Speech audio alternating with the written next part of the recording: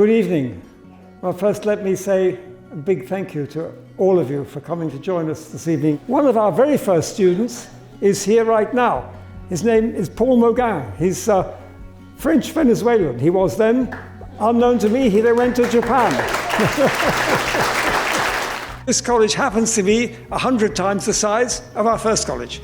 And I think we've got about 1,000 students now. We started with one, so it's improved.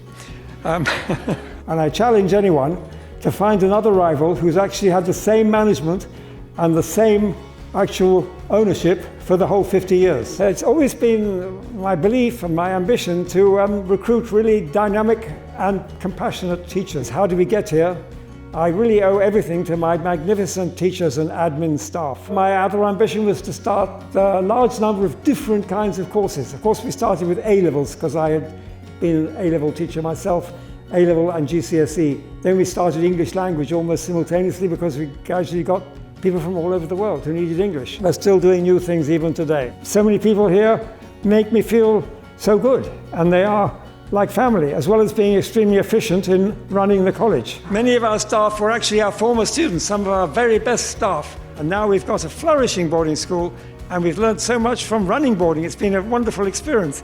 Helped, I must say, by having the most brilliant head of boarding you could possibly imagine, and wonderful boarding staff. Every year we're doing more for the boarders and making boarding a wonderful experience for students to come. Instead of just coming to be here and go home, come here with a full board is a life-changing experience for the students. So I'm full of enthusiasm for the future of our college. And I can assure you, I mean, it's 50 years, okay. But if my staff think I'm worth retaining, I have no intention of quitting. Not at the moment. Thank you very much. I want to express my heartfelt gratulations and profound appreciation to all those who consistently demonstrate unwavering commitment day in and day out. The college could not run without your professionalism of all our administrators and teachers. Your dedication to duty is commendable, and it is thanks to each and every one of you that our college has thrived for 50 years and continues to flourish. David himself is not just the backbone of the college, he is also the nervous system. David's impact has been and still is profound and relevant. It's important that perhaps we pause and reflect upon that, because it is a major achievement. Mr. Game has been doing this for 5 decades, and in that time he's remained independent. He's done things his way.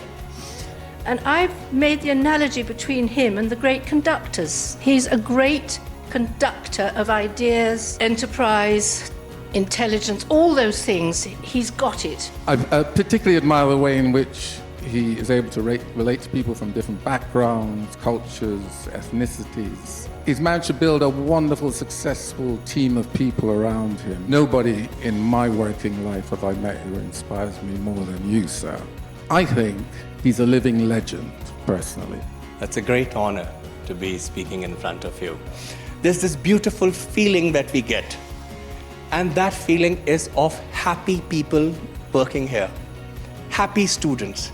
And the credit definitely goes to vision and the leadership of Mr. Game. They say that a person is known by his friends.